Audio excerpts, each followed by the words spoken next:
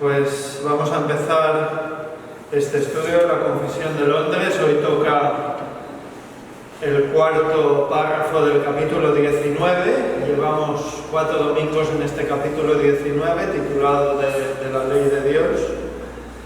Y hoy toca el cuarto párrafo. Como podéis ver, es muy corto, es un párrafo muy cortito. Y vamos a leerlo. Dice: Dios también les dio a los israelitas diversas leyes civiles que expiraron juntamente con el estado de aquel pueblo, no obligando ahora a ningún otro en virtud de aquella institución.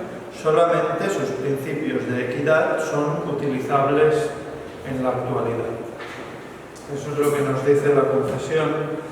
Y es verdad que leído así, pues como que nos queda un poco cojo, porque como no lo vemos en el contexto del resto del capítulo 19, por eso me gustaría en 2 o 3 minutos echar un vistazo atrás a lo que se ha visto en los 3 primeros párrafos de este capítulo 19 de la ley de Dios. En el primer párrafo, hace 3 semanas, vimos cómo Dios le dio a Adán una ley a la cual tenía que obedecer, y que Dios obligó a la posteridad de Adán a una obediencia personal y exacta de los mandatos de Dios.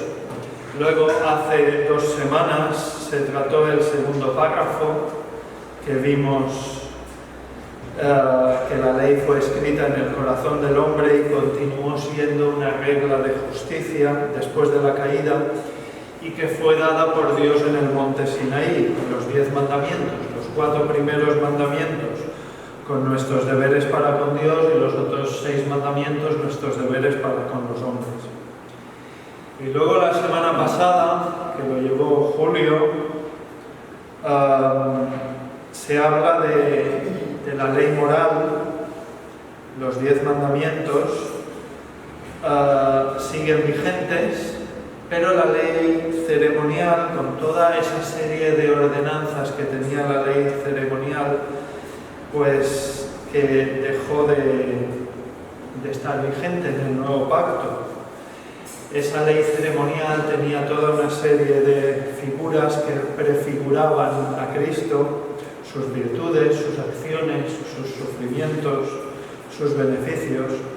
Y todas esas leyes ceremoniales que venían en la ley de Moisés, pues fueron prescritas solo hasta el tiempo de reformar todas las cosas con la venida de Jesucristo al mundo, y han sido abrogadas y quitadas por Jesucristo, que es el verdadero Mesías, que fue investido con poder por parte del Padre para ese fin.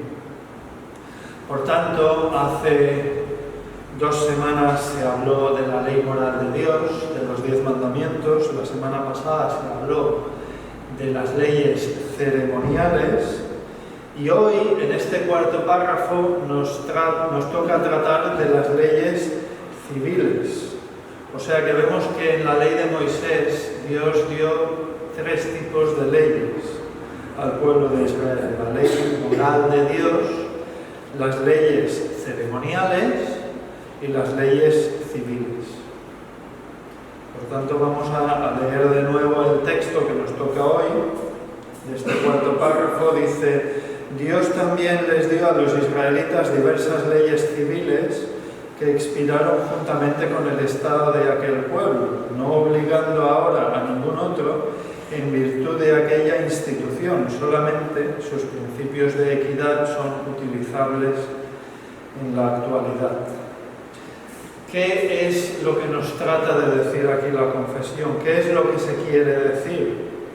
Pues en resumen, que las leyes civiles están abolidas hoy en día. Al igual que la semana pasada vimos que las leyes ceremoniales están abolidas desde la venida de Cristo, las leyes civiles, pues lo mismo. Las leyes ceremoniales expiraron con la venida del verdadero Cordero de Dios que quita el pecado del mundo. Por tanto, toda esa parafernalia simbólica que se hacía que apuntaba hacia un verdadero cordero que iba a venir, quedó suprimida y ya no era necesaria. Y lo mismo pasó con las leyes civiles, y es lo que vamos a estar viendo un poquito hoy. La confesión da solo un texto, 1 Corintios 9, vamos a buscarlo, a ver qué nos dice este versículo. 1 Corintios 9, del 8 al 10.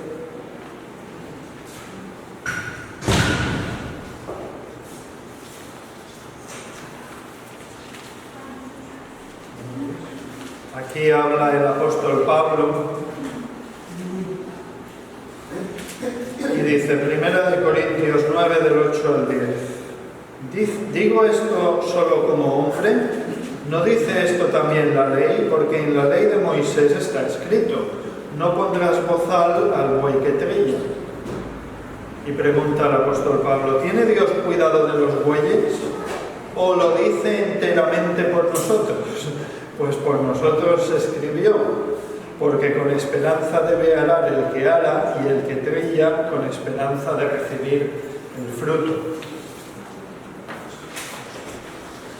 Es un pasaje un poco complejo, visto así de sopetón fuera de su contexto, pero los titulitos que le han puesto en la Reina Valera del 60 son de bastante ayuda a veces, y en este caso, si nos fijamos el titulito que le han puesto al principio del capítulo 9, vemos que pone los derechos de un apóstol.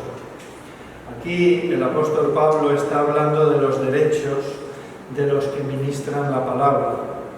Y en este fragmento que hemos leído, Pablo apoya su argumento señalando que no solo las leyes seculares indican lo que el apóstol Pablo está diciendo, sino la ley civil de Dios en el Antiguo Testamento, y cita Deuteronomio 25:4, que es no pondrás bozal al buey que trilla. Pablo explica que ha sembrado entre ellos cosas espirituales y se pregunta a ver por qué no puede ser compensado con cosas temporales para el sostenimiento del cuerpo. Y la clave está en el versículo 10. Pablo dice, si os fijáis bien, dice, por nosotros se escribió, queriendo decir que el sentido más profundo de la enseñanza era del sostenimiento del obrero. ¿Que Dios tiene cuidado de los bueyes? Pues sí. ¿Que trabajan mucho en la era y que coman bien los bueyes? Pues sí. ¿Que no les falte de nada a los bueyes? Sí, pero esa no es la esencia del mandato, porque si no habría un mandato de que las gallinas tampoco les falte la comida y todo eso. Por tanto, volviendo a nuestro texto de la confesión de hoy, ¿qué tiene que ver todo esto con este cuarto párrafo de la Confesión Bautista de Londres que estamos viendo? Pues de lo que dice al final, que de los principios de equidad, de los principios que transmite la ley civil que Dios dio a los israelitas, pues que se pueden aprovechar las cosas. Y eso es lo que dice la confesión, si nos fijamos. Dice, solamente sus principios de equidad son utilizables en la actualidad. Y eso es precisamente lo que hace el apóstol Pablo.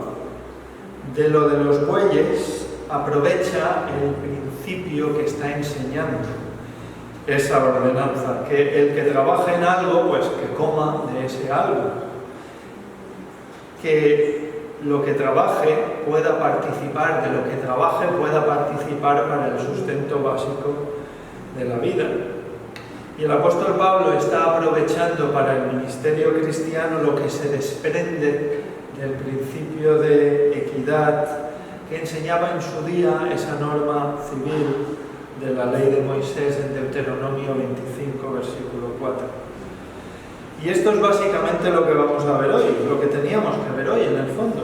Lo quiero leer de nuevo. Dice, Dios también les dio a los israelitas diversas leyes civiles que expiraron juntamente con el estado de aquel pueblo, no obligando ahora a ningún otro en virtud de aquella institución.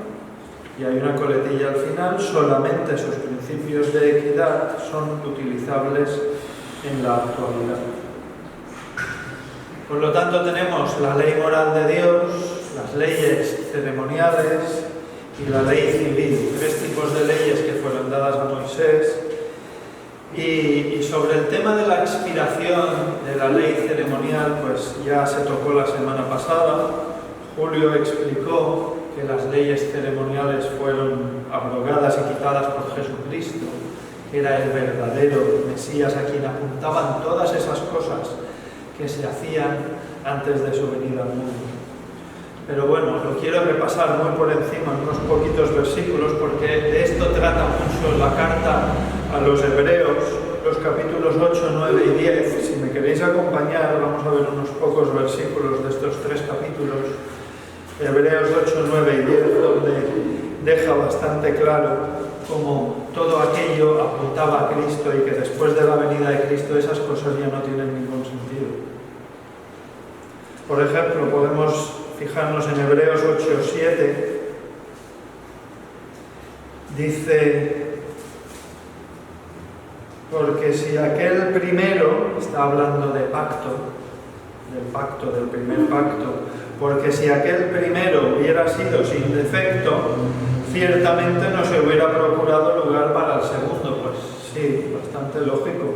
Si saltamos al versículo 13, Hebreos 8, 13, dice: al decir nuevo pacto, ha dado por viejo al primero, y lo que se da por viejo y se envejece, o sea, las normas de la ley de Moisés, está próximo a desaparecer. Si saltamos a Hebreos capítulo 9, hay 2 versículos bastante claros, los versículos 9 y 10. Hebreos 9, 9 dice: lo cual es símbolo para el tiempo presente, según el cual se presentan ofrendas y sacrificios que no pueden hacer perfecto en cuanto a la conciencia al que practica ese culto, ya que consiste solo de comidas y bebidas, vale, son cosas, dice, de diversas abluciones y ordenanzas acerca de la carne, y ahora viene la clave, ¿qué dice? Impuestas hasta el tiempo de reformar las cosas. ¿Quién reformó las cosas? ¿Quién hizo todas las cosas nuevas? Cristo.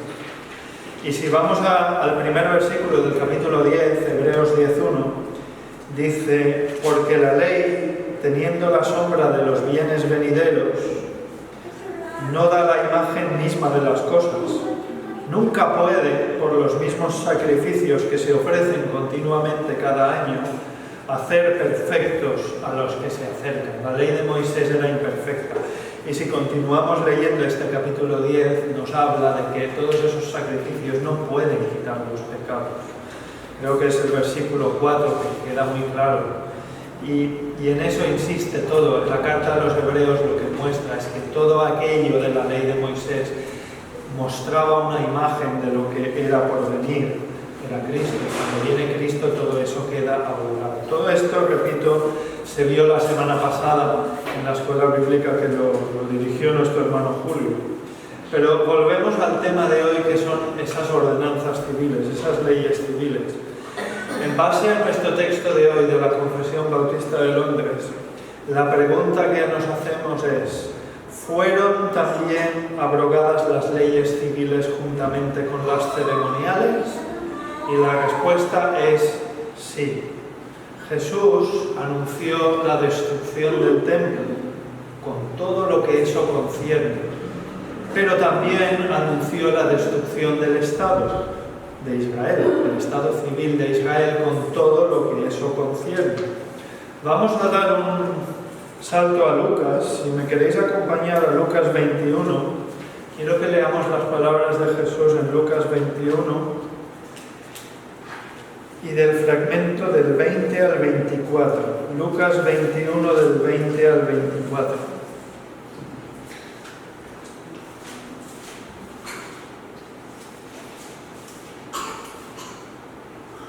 Aquí Jesús está hablando de la destrucción de la nación de Israel.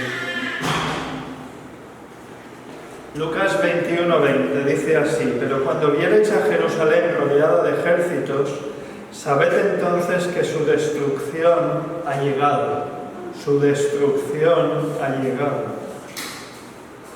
Entonces los que estén en Judea huyan a los montes y los que en medio de ella váyanse y los que estén en los campos no entren en ella. Y el versículo 22 es importante, dice, porque estos son días de retribución, o sea, de paga, para que se cumplan todas las cosas que están escritas. Se va a cumplir lo que está escrito respecto de la destrucción de Israel. Dice el versículo 23, mas hay de las que estén encintas y de las que críen en aquellos días, porque habrá gran calamidad en la tierra e ira sobre este pueblo, y caerán a filo de espada y serán llevados cautivos a todas las naciones, y Jerusalén será hollada por gentiles hasta que los tiempos de los gentiles se cumplan. El Estado de Israel terminó y sus leyes civiles también juntamente con ellos. Y me gustaría que viéramos unos cuantos versículos del Antiguo Testamento donde los profetas del Antiguo Testamento hablan de este tema. Me gustaría ir a Isaías 5, 5 y 6, lo podéis buscar si queréis o yo los voy a leer. Isaías 5, los versículos 5 y 6, el profeta Isaías dice, os mostraré pues ahora lo que haré yo a mi viña. Está hablando Dios a través del profeta Isaías. Os mostraré pues ahora lo que haré yo a mi viña. Le quitaré su vallado y será consumida. Aportillaré su cerca y será hollada. Haré que quede desierta, no será podada ni cavada, y crecerán el cardo y los espinos, y aún a las nubes mandaré que no derramen lluvia sobre ella. Es lenguaje simbólico, pero está hablando de la destrucción de esa viña, que es el Estado de Israel. Jeremías 8:13, si queréis acompañarme a Jeremías capítulo 8.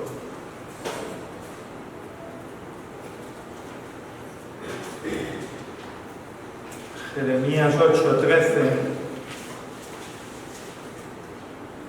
Dios habla a través del profeta Jeremías y dice, los cortaré del todo, dice Jehová.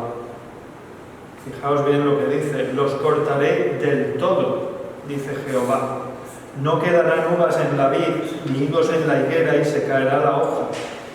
Y lo que les he dado pasará de ellos.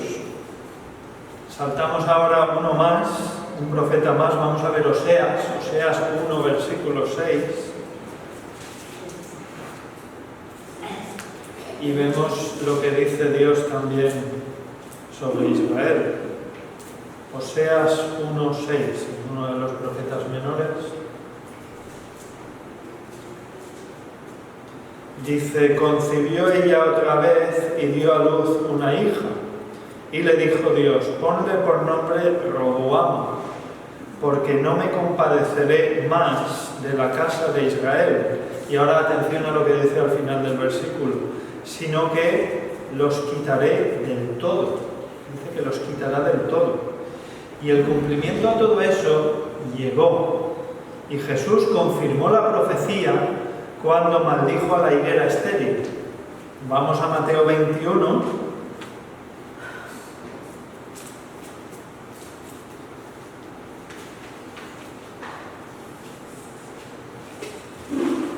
Mateo 21, 19. Y viendo una higuera cerca del camino, vino a ella, y no halló nada en ella, sino hojas solamente. O sea, mucha fachada, pero no había fruto. Y le dijo, nunca jamás nazca de ti fruto. Y luego se secó la higuera. Este versículo es clave porque Jesús está profetizando lo mismo que los profetas del Antiguo Testamento. Es decir, esa fachada que no había fruto, que era todo visual, esa higuera que era todo visual, los sacerdotes, los fariseos, Jesús se mete muchísimo con ellos porque eran unos falsos, unos hipócritas, mucha fachada, pero por dentro no había nada, no había sustancia. Y por eso Jesús, cuando no haya nada en la higuera, es un simbolismo. Y Jesús le dice a la higuera, nunca jamás nazca de ti fruto, y luego se secó la higuera.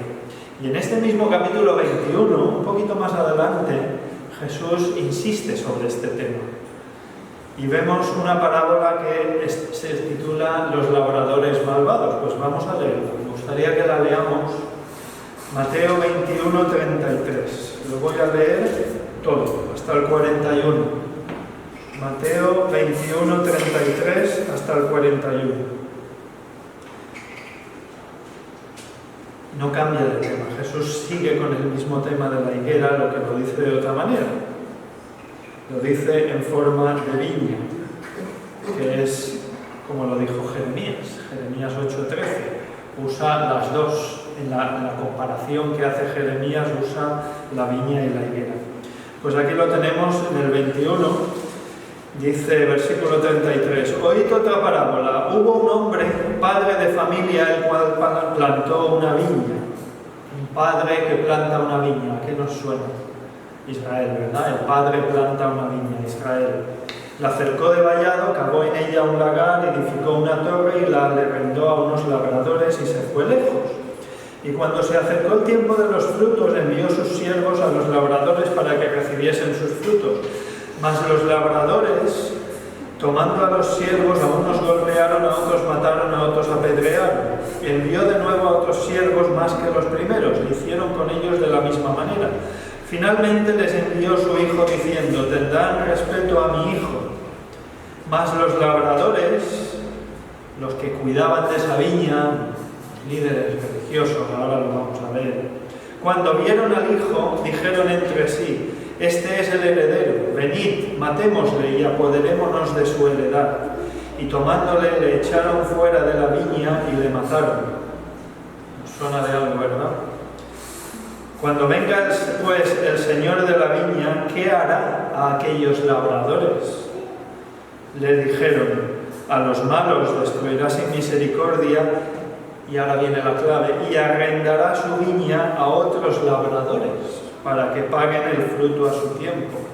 ¿Por qué? Porque esos labradores eran unos sinvergüenzas, esos cuidadores de la viña eran peste en aquella época. Y Jesús estaba hablando de los líderes religiosos de Israel, les estaba hablando a ellos de ellos mismos, de su maldad. Versículo 42.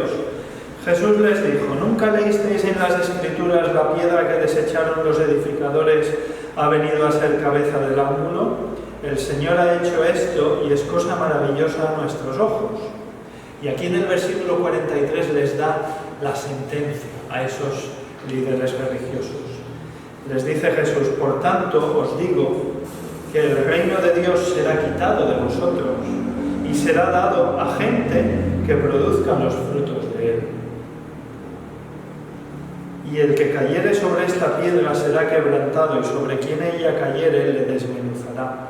Y Jesús habló tan claro que los sacerdotes entendían que se refería a ellos, que ellos eran esos cuidadores malvados. ¿Qué dice el versículo 45?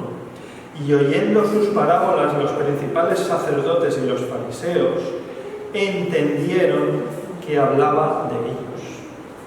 ¿Qué les dijo Jesús? El reino de Dios será quitado de vosotros. El reino es quitado. La higuera se secó. La gloria de Dios salió del templo para no volver más. Porque el templo, por lo tanto, el templo ya podía ser derribado. Y el Estado también.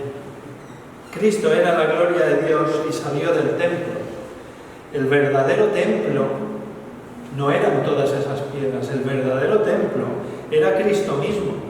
En Juan 2:19 dice, destruid este templo y en 3 días lo levantaré. El verdadero templo era Cristo mismo, porque Él era y es el único verdadero sacerdote, el único mediador entre Dios y los hombres. Cristo era la gloria de Dios y salió del templo. En los 2 primeros versículos de Marcos 13, esto me gustaría que lo pudierais buscar. En los 2 primeros versículos de Marcos 13, Jesús sale del templo para no volver más. El reino fue quitado de esos cuidadores de la viña. Por tanto, en el momento en que Jesús sale del templo, el edificio físico es inútil, ya no tiene sentido, son piedras inútiles y por tanto ya podía ser reducido a escombros. Había llegado el nuevo pacto en en Jesucristo. Vamos a leerlo. Marcos 13, 1 y 2. Dice, saliendo Jesús del templo, sale del templo y ya no vuelve más. Le dijo uno de sus discípulos, Maestro, mira qué piedras y qué edificios. Jesús respondiendo le dijo, ¿ves estos grandes edificios? No quedará piedra sobre piedra que no sea derribada. Si no había gloria de Dios en el templo, ya no era necesario ni el templo ni el Estado. Ya no era necesario ni el templo ni la nación de Israel para custodiar la palabra de Dios. La viña fue quitada de los viñadores y fue dada a otros, a los gentiles. Jesús sale del templo y se va al monte de los olivos. ¿Cómo sabemos esto? Pues porque el pasaje paralelo lo tenemos en Mateo 24. Si no os sabe mal, podríais buscarlo. Mateo 24, me gustaría leer del 1 al 3. Mateo 24, del 1 al 3.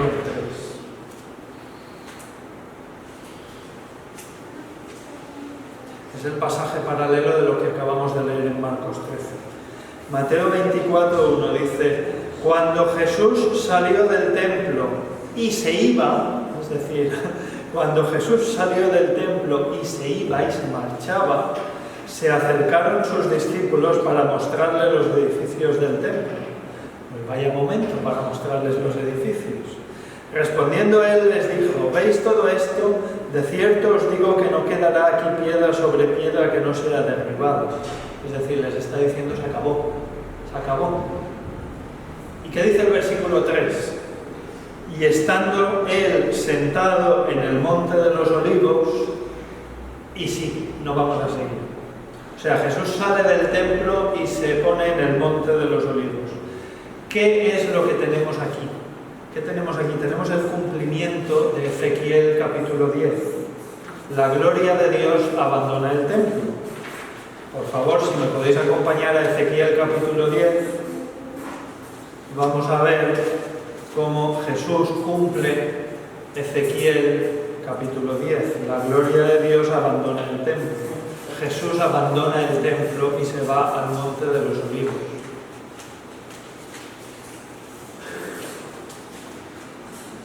Siglos antes de Jesús, Ezequiel profetiza en Ezequiel 10 y el título que le han puesto es La gloria de Dios abandona el templo.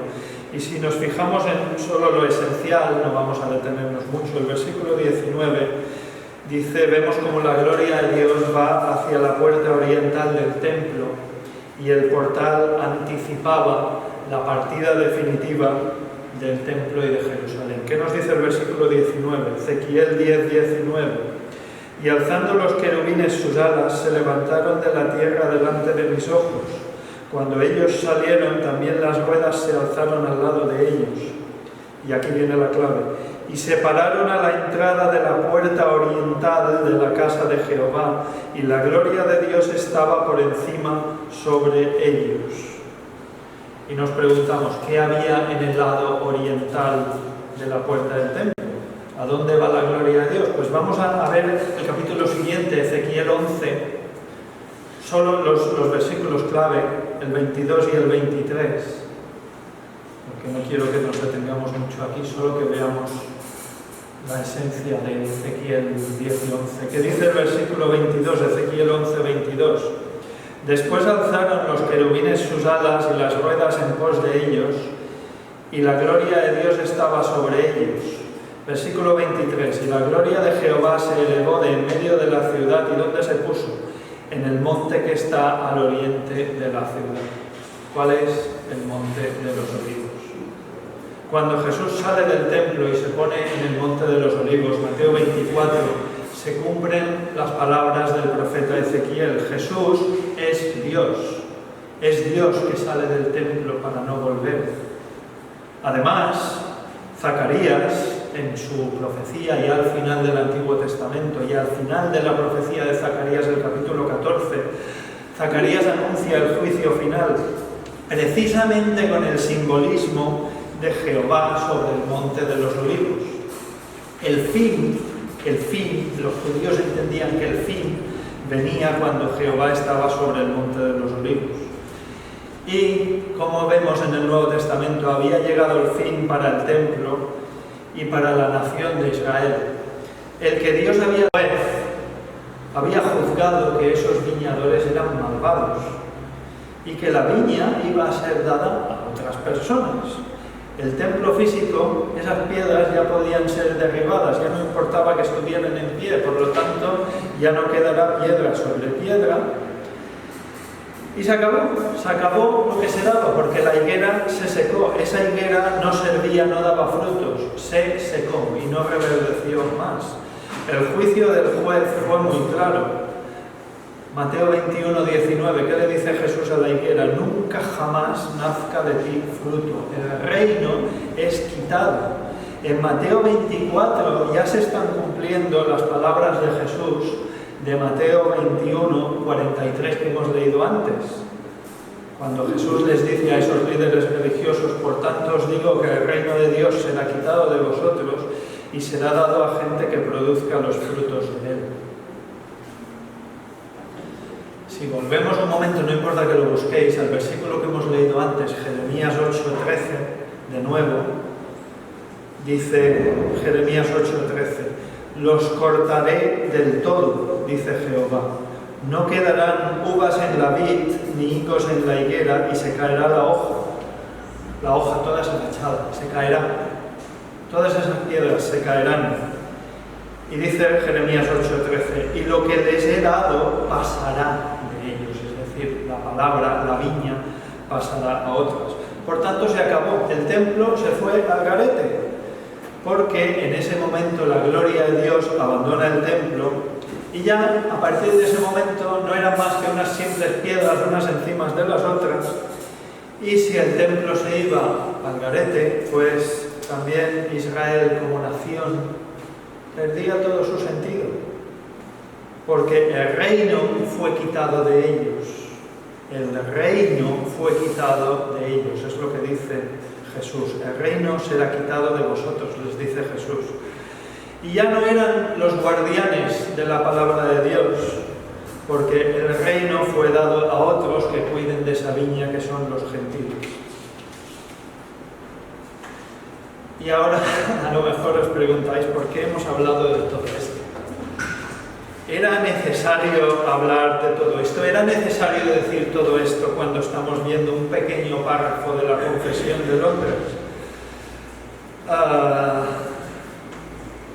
Pues sí, porque cuando se escribió la Confesión Bautista de Londres de 1689, a finales del siglo XVII, todo lo que acabo de decir en estos últimos 10 minutos, todo esto que he hablado de Jesús saliendo del templo, del cumplimiento de Ezequiel 10 y 11, la gloria abandona el templo, la nación es quitada, son abrogadas las leyes civiles y ceremoniales, se quita al Estado de Israel y hay un nuevo pacto, la carta a los hebreos, sobre todo los capítulos 8, 9 y 10, todo lo que hemos visto hasta ahora, hasta el siglo XVII, cuando se escribe la Confesión Bautista de Londres, era algo perfectamente asumido por la cristiandad. Era algo normal, algo entendido por prácticamente todos los cristianos. Y era algo tan asumido, algo tan entendible, que los redactores de la Confesión Bautista de Londres les bastó este pequeño párrafo que hemos visto esta mañana para decir lo que querían decir con respecto a las leyes civiles y la finalización del Estado de Israel, porque si os fijáis, vamos a mirar otra vez el texto de la Confesión. Dios también les dio a los israelitas diversas leyes civiles, dice la Confesión, que expiraron, atención aquí, juntamente con el Estado de aquel pueblo, con la nación. Podemos usar palabra nación o palabra Estado. Las leyes civiles expiraron junto con el Estado de Israel, eso es lo que nos dice la Confesión, no obligando a ningún otro en virtud de aquella institución. Los que escribieron la Confesión de Bautista de Londres no entraron a todo lo que acabo de explicar en estos 10 minutos, estos últimos 10 minutos, en este párrafo de la Confesión, porque no lo creían necesario. Porque era algo entendible. El Estado de Israel, la nación, acabó, expiró, terminó. El reino fue quitado de ellos, como les dijo Jesús mismo, el reino será quitado de vosotros. La higuera se secó y, como dice Jeremías, fueron cortados del todo. Oseas también dice exactamente igual, cortados del todo. Por tanto, Mateo 21:43, las palabras de Jesús se cumplen. Por tanto os digo que el reino de Dios será quitado de vosotros y será dado a gente que produzca los frutos de él. Y así ha sido durante estos últimos 2000 años. Esa gente que produzca frutos es la Iglesia. Otros hoy en día cuidan de la viña del Señor, tal como había dicho Jesús. Y ahora otra vez la pregunta, ¿por qué he hablado de todo esto? ¿Por qué me he alargado tanto?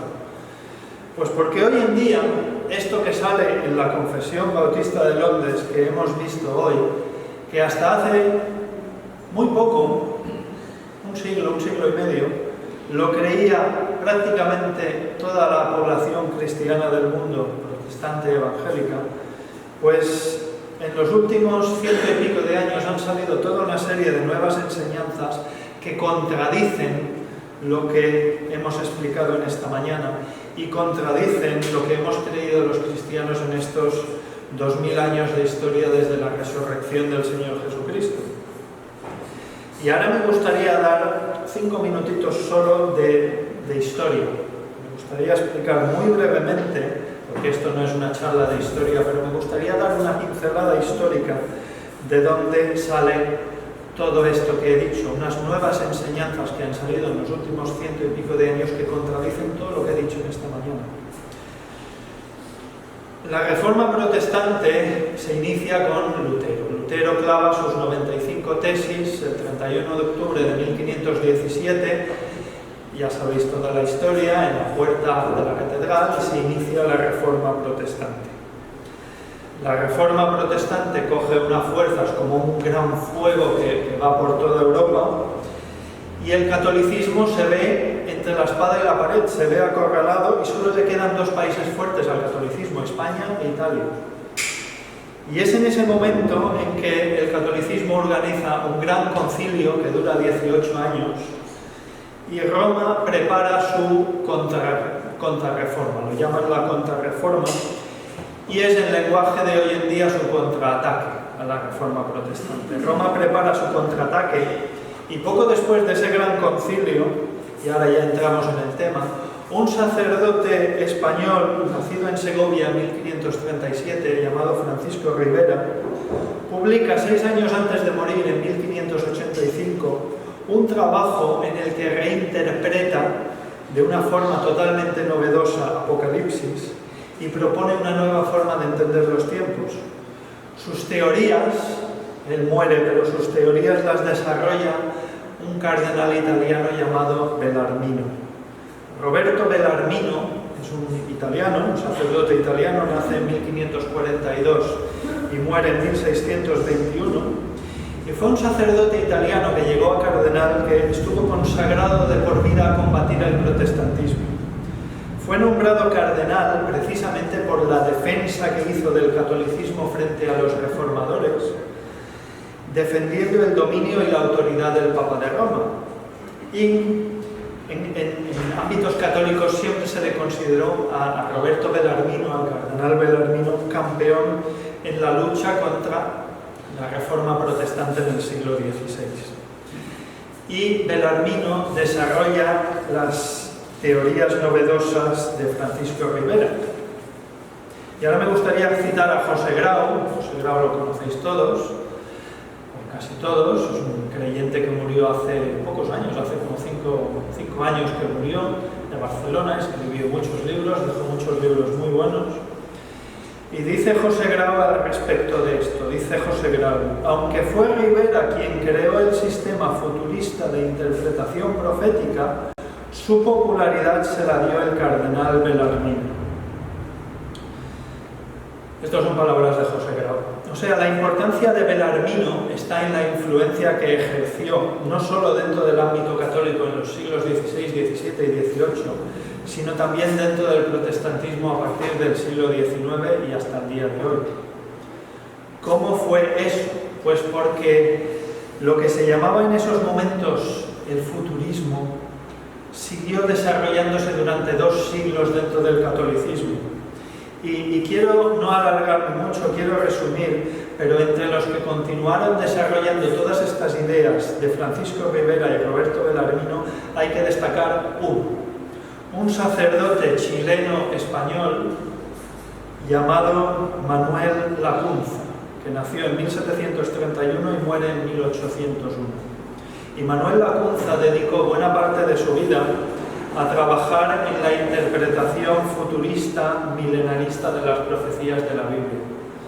Manuel Lacunza ya habla del día del Señor, o sea, del juicio final, como un punto más en la historia, con la venida de Cristo, pero sin que eso sea el fin de las cosas, sino que propone que ese momento es el inicio de un reino de Jesucristo en la tierra, un reino milenarista, creo que ya nos empieza a sonar de algo esto, y que en ese momento volvería a coger mucho protagonismo el pueblo judío. Nos suena, ¿verdad?, este tema. Manuel Lacunza muere en 1801 y su obra es traducida a bastantes idiomas, entre ellos el inglés. Se traduce a inglés su obra en 1827 y lo traduce un escocés llamado Edward Irving. Y aquí viene el salto de estas doctrinas que habían permanecido 200 y pico de años dentro del catolicismo, aquí saltan al protestantismo. Las ideas futuristas, milenaristas, ya podemos empezar a llamarlas dispensacionalistas, se desarrollan durante 200 y pico de años dentro del catolicismo y a principios del siglo XIX dan el salto al protestantismo. ¿Y cómo sucede eso? Pues vamos a verlo. En el año 1800 nace en Londres, en la ciudad de Londres, un señor inglés llamado John Nelson Darby, que era evangélico. En 1827, el mismo año en que sale publicada en inglés la traducción de la obra del sacerdote católico Manuel Lacunza sobre todas estas ideas, John Nelson Darby se cae de un caballo y tiene heridas muy graves y tiene que convalecer, tiene que estar mucho tiempo en la cama.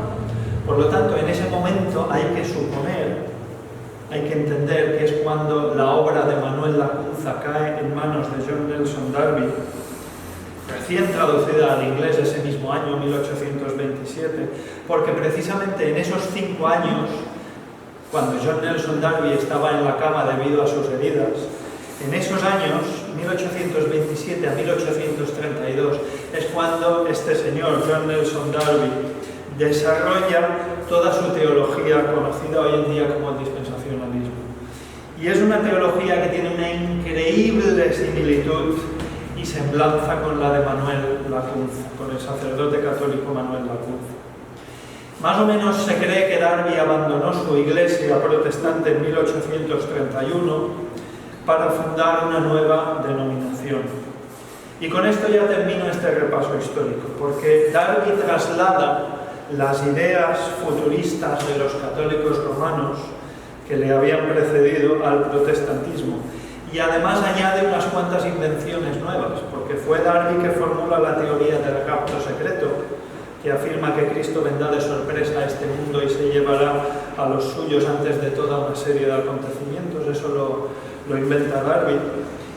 Y en el siglo XIX estas enseñanzas están contenidas, están bastante contenidas, pero a principios del siglo XX la cosa cambia. Sobre todo en Estados Unidos, las ideas de Darby con respecto al fin de los tiempos van calando más y más y van permeando a muchas iglesias y denominaciones y de ahí a todo el mundo, hasta el punto de que hoy en día, año 2020, pleno siglo XXI, esta forma de entender el fin de los tiempos es mayoritaria. A día de hoy es mayoritaria. Incluso muchos bautistas lo entienden así hoy en día. Y ahora volvemos a la confesión, y con esto ya voy terminando. Los autores de la Confesión Bautista de Londres, en este párrafo que estamos viendo hoy, este cuarto párrafo, no tuvieron que confrontar ni refutar todas estas enseñanzas precisamente porque no existían en sus días dentro del protestantismo. Por eso, este párrafo que hemos visto hoy es muy corto. ¿Qué dice? Dice, lo voy a leer de nuevo, un poquito, hasta la mitad. Dios también les dio a los israelitas diversas leyes civiles que expiraron juntamente con el estado de aquel pueblo.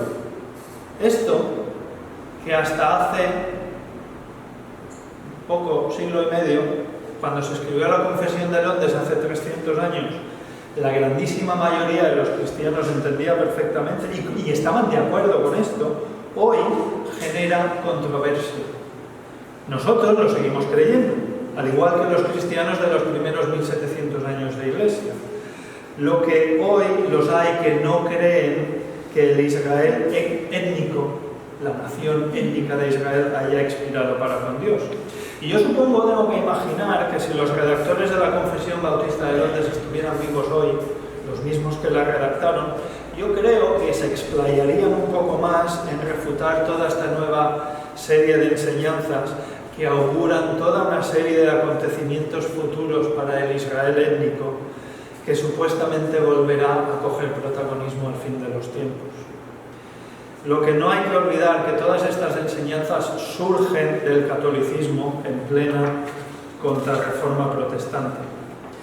¿Y qué es lo que creemos nosotros? Pues lo que dice la Confesión Bautista de Londres, que el Antiguo Testamento pasó, que el Antiguo Pacto pasó, el templo fue destruido, tal como Jesús anunció, y el reino fue quitado, tal como Jesús anunció. Todo lo que hemos hablado en esta mañana. Las leyes morales de Dios, como se explicó hace un par de semanas, permanecen porque reflejan el carácter mismo de Dios. Pero las leyes ceremoniales y las leyes civiles, lo que se vio la semana pasada y lo que hemos visto hoy, están abolidas por la venida de Cristo. En Colosenses 2, no importa que lo busquéis, del 8 al 10 dice: mirad que nadie os engañe por medio de filosofías y huecas sutilezas, según las tradiciones de los hombres, conforme a los rudimentos del mundo y no según Cristo. Y ahora viene el versículo 9, dice: porque en Él habita corporalmente toda la plenitud de la deidad, y vosotros estáis completos en Él. Dice: y vosotros estáis completos en Él, que es la cabeza de todo principado y potestad. Y con esto ya termino. En Cristo se cumple todo, y está todo. En Cristo está toda la plenitud. No hay más cosas. El Antiguo Testamento y todo lo que sale ahí en el Antiguo Testamento apuntaba a ese Mesías que iba a quitar el pecado del mundo, ese Cordero de Dios que iba a quitar el pecado del mundo. El Antiguo Testamento apunta a Cristo. Una vez cumplidas las profecías del Antiguo Testamento, dadas a los antiguos con la venida de Cristo, toda esa parafernalia de ir matando corderos queda abrogada y no sirve para nada. Es una simbología que apuntaba hacia el único mediador entre Dios y los hombres, hacia el único cordero que quita el pecado de verdad. Y así como la venida de Cristo acabó con toda esa liturgia, todas esas costumbres, esas normas, esas leyes del templo, lo mismo para la nación, porque la viña fue dada a otros. Y me gustaría ya, para terminar, leer otra vez ese versículo de Jeremías capítulo 8, versículo 13. Dice Jeremías, dice Dios a través de Jeremías: los cortaré del todo, dice Jehová, no quedarán uvas en la vid, ni higos en la higuera, y se caerá la hoja, y lo que les he dado pasará a otros. Es decir, pasará de ellos, de la nación de Israel, a otros cuidadores de la viña, porque los labradores malvados no iban a volver a cuidar la viña. Los labradores malvados son echados de la viña. Mateo 21:43, Jesús les dice a todos esos líderes religiosos que representaban a Israel: por tanto os digo que el reino de Dios será quitado de vosotros y será dado a gente que produzca los frutos de él. Cristo es el juez y les dio su sentencia. Les quitó el reino fue quitado de ellos. Cristo salió del templo para no volver, y ahora otros cuidan de la viña del Señor. ¿Quién? Los hijos espirituales de Abraham. De esto la carta del apóstol Pablo a Gálatas habla bastante. No los hijos físicos de Abraham, ahora son los hijos espirituales de Abraham. Y ya me gustaría acabar leyendo nuevamente el texto, y con esto termino. capítulo 19 de la Ley de Dios, párrafo 4. Dios también les dio a los israelitas diversas leyes civiles que expiraron juntamente con el estado de aquel pueblo, no obligando ahora a ningún otro en virtud de aquella institución. No obligando ahora a ningún otro en virtud de aquella institución. Solamente sus principios de equidad son utilizables en la actualidad. Eso es lo que nos dice la confesión y era la enseñanza para esta mañana.